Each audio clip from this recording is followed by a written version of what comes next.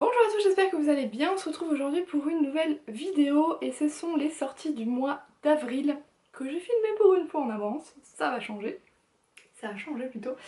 Donc j'ai noté ce mois-ci quelques sorties en VF et en fait beaucoup moins en VO ce mois-ci, plus en VF.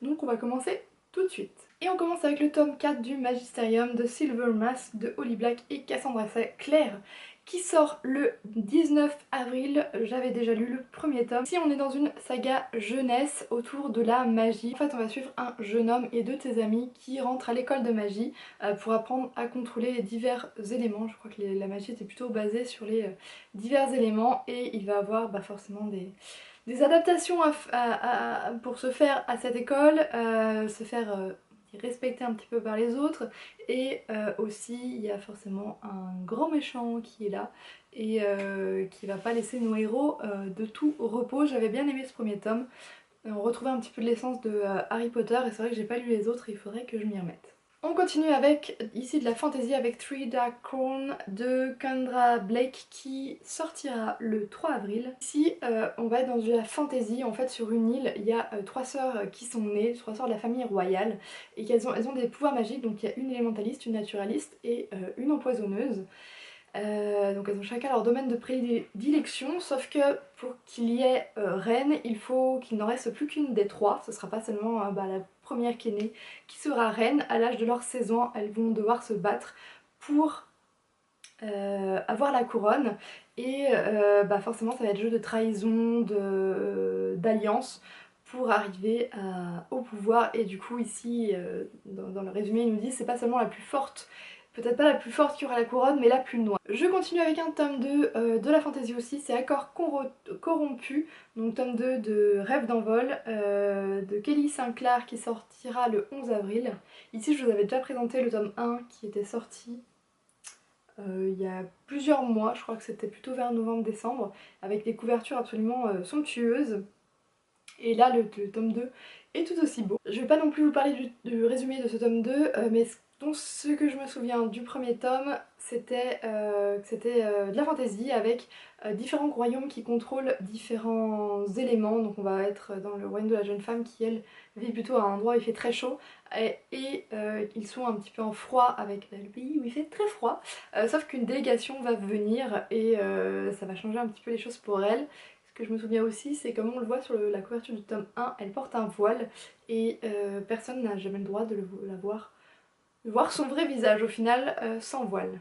Je termine ce tour des VO avec Erreur 404 de Agnès Marot qui sortira le 12 avril. Le résumé est assez énigmatique mais ça va se passer autour du jeu vidéo, c'est de la science-fiction et on va suivre Orion, je crois que c'est son nom, non c'est Moon, qui a envie de devenir gamer professionnel, sauf que il n'a pas forcément le profil typique, il est plutôt contrairement atypique, mais il va tout faire pour réaliser son rêve. Et pour ça il va avoir besoin seulement de sa moitié et de leur petite boule de poils. Et voilà pour se lancer, et je pense que le lecteur va devoir se lancer dans la lecture pour découvrir un petit peu tous les secrets et tout ce que peut nous réserver Agnès Marot.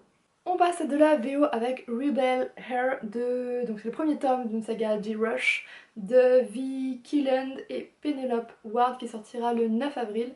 Je pense que c'est plutôt des tomes compagnons qu'une série toute entière et on est dans du contemporain. On va suivre une jeune femme qui va aller passer son été et qui va envie de profiter dans les Hobtoms.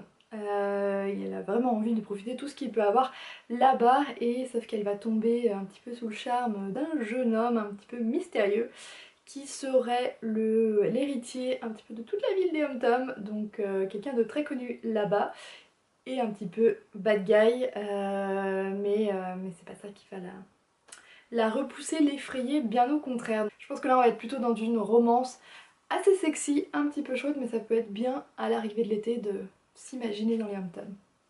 Et je termine avec maintenant de la fantasy, Ash Princess, donc le premier tome de la trilogie de Laura Sebastian qui sortira le 24 avril. La couverture est absolument magnifique. En hardback, le paperback va sortir bien plus tard, il sortira en juin.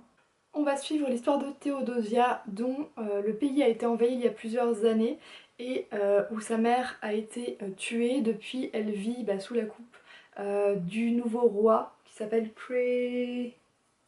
Kaiser, et elle est un petit peu brutalisée par toute sa cour, hein. C'est la dernière survivante de la famille royale du pays, donc qu'ils ont envahi, et du coup elle essaie de se faire toute petite et de ne pas se faire voir par les autres, sauf que le jour où en fait elle a bien grandi, elle a 16-17 ans, et Kaiser l'oblige à tuer le dernier espoir un petit peu de la secourir, elle va décider de prendre sa revanche, et pour ça elle va vouloir séduire le fils de Kaiser qui est Prince, pour aider un groupe de rebelles avec des pouvoirs magiques, je pense qu'il va y avoir de la magie là-dedans, à venir récupérer le royaume.